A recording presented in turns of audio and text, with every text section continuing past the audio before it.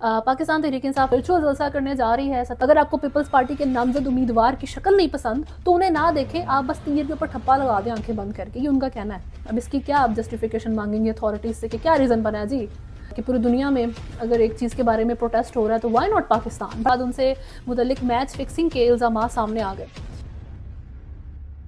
अस्सलाम वालेकुम, मैं हूं हुदा हाशमी। आप मुझे मेरे फेसबुक और यूट्यूब चैनल के ऊपर देख रहे हैं।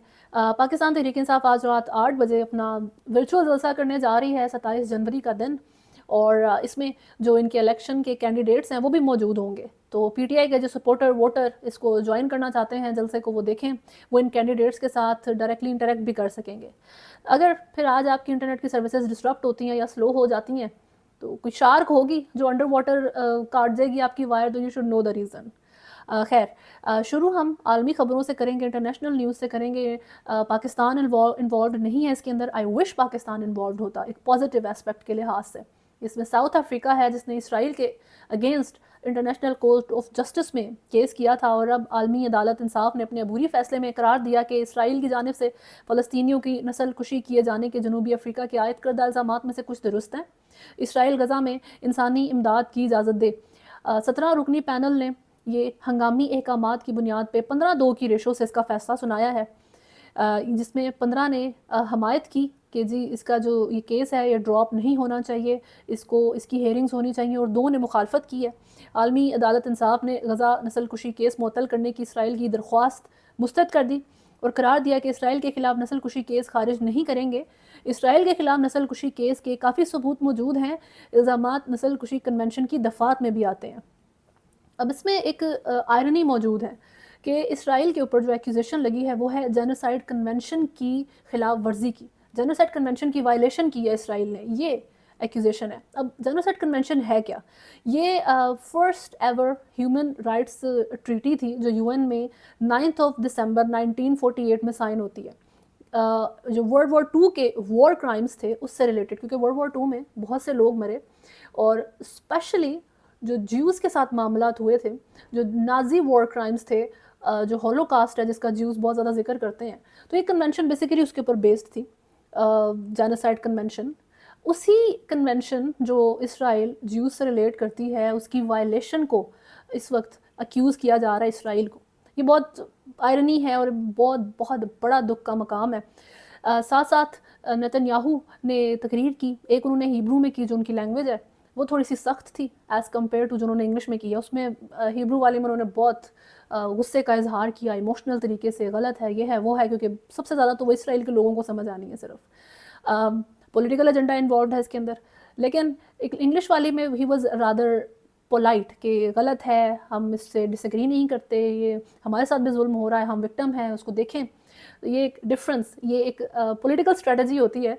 बहुत पहले, I don't remember, I don't know, a few years ago Al Jazeera के बारे में एक मैंने ये रिपोर्ट देखी थी। हालांकि Al Jazeera, I think when it comes to me, तो मेरे लिए अल जज़ीरा सबसे ज़्यादा रिलायबल सोर्स ऑफ इंफॉर्मेशन है कि अगर उनकी कोई न्यूज़ आ जाती है तो वो पत्थर पर लकीर है। It's my favourite. लेकिन स्टिल, तो वो एक अरबिक एंकर थे जिस वो इस बारे में बात कर रहे थे कि उनके खिलाफ कुछ प्रोपेगेंडा, अल जज़ीरा के साथ कोई मसला चल रहा था उनका, तो ही मेंशन्ड दिस कि जो अल जज़ीरा अरबिक रिपोर्टिंग करता है अपनी, क्योंकि अल जज़ीरा बेसिकली कतर का न्यूज़ है उनकी, और एक उनका अल जज़ीरा इंग्लिश है, एक अरब के साथ डील करता है। तो वो जो अरब के साथ डील करता है उसकी न्यूज़ रिपोर्टिंग में और इंग्लिश न्यूज़ रिपोर्टिंग में फ़र्क है, ये उनका कहना था।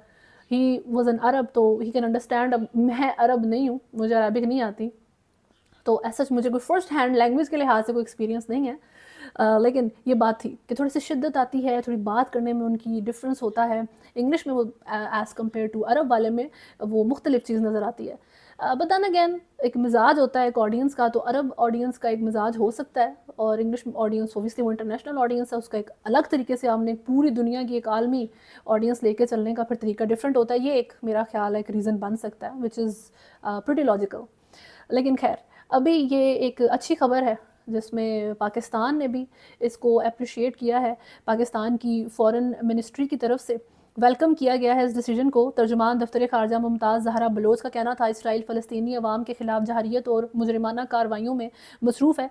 पाकिस्तान आलमी अदालत इंसाफ के फ़ैसले पर मुकम्मल और मौसर अमल दरामद का मुतालबा करता है। ये पाकिस्तान का स्टांस है इस केस को लेके। लेकिन पाकिस्तान के अंदर اس معاملے پہ ایک الگ طرح کی کنٹروورسی پائی جاتی ہے، کیونکہ آئی نو سم پیپل وہ کچھ ریلیز اور زیادہ چاہتے تھے، حالانکہ پاکستان کے اندر ریلیز ہوئی ہیں لیکن ان کو بہت سی ریلیز سے روک دیا گیا تھا. آپ کے جو گھر ہیں ادھر پیلسٹائن کا ایک ٹائم پہ آپ جھنڈا لگا سکتے تھے، وہ نہیں لگانے دیا گیا، گاڑی پہ نہیں لگا سکتے. تو اس طرح کی ریسٹرکشنز پاکستان کے اندر دیکھنے کو ملی ہیں. اب اس کی کیا آپ جسٹیفیکیشن مانگیں گے اتھارٹیز سے کہ کیا ریزن بنا ہے جی کہ پوری دنیا میں اگر ایک چیز کے بارے میں پروٹیسٹ ہو رہا ہے تو why not Pakistan. But still جو آفیشیل سٹانس ہے پاکستان کی فورن منسٹری کی طرف سے وہ یہ ہے کہ they welcomed the decision of ICJ کہ یہ کیس اب اس کی ہیئرنگ ہوگی ڈسپائٹ آف اسرائیلز ٹرائز کے یہ ڈراپ کر دیا جائے کیس. پاکستان کے بارے میں بات کر لیں تھوڑی سی، تو پاکستان تحریک انصاف کے لیے اچھی خبریں آئی ہیں آج.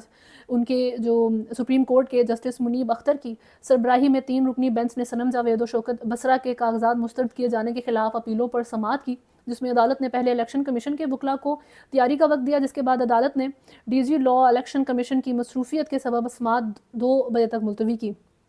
خیر بعد ازاں عدالت نے صنم جاوید اور شوکت بصرہ کی اپیلوں پر سماعت کی. عدالت نے دونوں امیدواروں کے کاغذات مسترد کرنے کے فیصلے کو کالعدم قرار دیا اور الیکشن لڑنے کی اجازت دے دی. ان کو بھی اجازت مل گئی، پرویز الہی صاحب کو بھی اجازت مل گئی ہے. تو PTI کی جو مین لیڈرشپ ہے اس میں اس وقت پرویز الہی ویسے اکیلے ہی ہیں جو الیکشن لڑ سکیں گے. شاہ محمود قریشی، عمران خان وہ موجود نہیں ہیں. جو بانی اور وائس چیئرمین اور چیئرمین وہ دونوں موجود نہیں ہیں. پریزیڈنٹ یہ 3 مین پوزیشنز، اس میں اس میں یہ پرویز الہی صاحب تو آ گئے اور ساتھ یہ صنم جاوید آ گئیں. ان کی بڑی کنٹروورسی چلتی رہی ہے مریم نواز کے ساتھ خاص طور پہ. NA 119 120 اور PP 150 سے جو ہے صنم جاوید الیکشن لڑیں گی. اور مریم نواز کو کرٹیسائز کیا گیا تھا کہ وہ شاید ڈر رہی ہیں صنم جاوید سے کہ یہ جیت جائیں گی، اس لیے وہ ان کو نکلنے نہیں دے رہی اور اس لیے ان کو وہ الیکشن ان کے جو کے پیپرز ہیں وہ ایکسیپٹ نہیں ہونے دے رہی. یہ چیزیں چلیں. بٹ فائنلی سپریم کورٹ کا آرڈر پاکستان تحریک انصاف کے لیے بہت اچھی خبر ہے. یہ وہ بڑے ٹائم سے بڑی انہوں نے کوشش کی ہے صنم جاوید کے لیے کہ وہ آ جائے، کیونکہ وہ ایک ہائپ بن گئی ہے ایک بندے کی.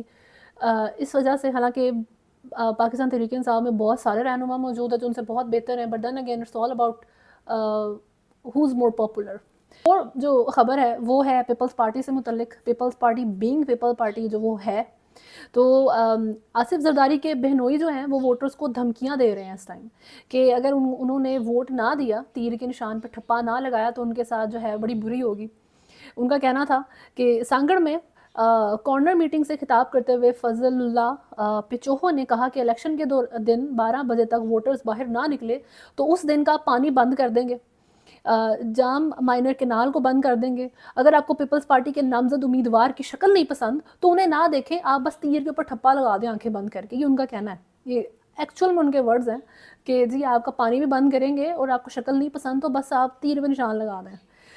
فضل اللہ پچوہو نے کہا کہ ہمارے نامزد امیدوار شریف لوگ ہیں، شہداء کے وارث ہیں، تیر کے نشان پر ٹھپا لگا کر بلاول بھٹو کو وزیر اعظم منتخب کروائیں. آئی ڈونٹ نو کہ یہ کس طرح کی اس وقت پاکستان کے اندر سیاست چل رہی ہے. پیپلز پارٹی ڈیسپریٹ ہے. میں نے آپ کو پہلے ہی بتایا تھا بلاول بھٹو صاحب تو بہت ہی ڈیسپریٹ ہو گئے ہوئے ہیں. انہوں نے ابھی پاکستان میں NA 127 لاہور میں NA 127 میں آئی تھنک بینرز لگے ہوئے ہیں اس وقت کہ کراچی نہیں لاہور چاہیے. پھر ایک اور جگہ بینر ہے لاڑکانہ نہیں لاہور چاہیے. تو اس وقت ان کو پنجاب، کیونکہ پنجاب کی حکومت چاہے ملے گی تو وفاق کی حکومت کے چانسز آپ کے جو ہیں نا وہ 90% تک چلے جاتے ہیں. تو وہ اس ٹائم بلاول بھٹو صاحب اور پیپلز پارٹی سچ میں دھمکیوں پہ اتر آئے ہیں کہ اگر آپ نے ہمیں ووٹ نہ دیا تو آپ کا دیکھیں ہم پھر کیا حال کرتے ہیں. خیر ابھی الیکشن کمیشن نے سپریم کورٹ سے انتخابات میں حصہ لینے کی اجازت پانے والے امیدواروں کے حلقوں کے بیلٹ پیپرز کی چھپائی سے متعلق جو اہم فیصلہ کیا ہے وہ یہ ہے کہ ان کے بیلٹ پیپرز اب پھر سے چھپیں گے اور آخری مرحلہ جو ہوگا بیلٹ پیپر چھپنے کا اس میں پھر سے ان بیلٹ پیپرز کو چھاپا جائے گا، کیونکہ جس طرح صنم جاوید وغیرہ ہیں ان کے کاغذات نامزدگی اب ایکسیپٹ ہوئے ہیں، پہلے نہیں تھے. ذرائع کے مطابق اس وقت 12 کروڑ سے زائد ووٹرز کے لیے 26 کروڑ بیلٹ پیپر چھاپے جا رہے ہیں. سال 2018 کے الیکشن میں 800 ٹن بیلٹ پیپر چھاپے گئے تھے، جبکہ 2024 کے الیکشنز کے لیے 2170 ٹن بیلٹ پیپر درکار ہیں. تو اب پھر سے بھی چھپیں گے اس میں سے کچھ.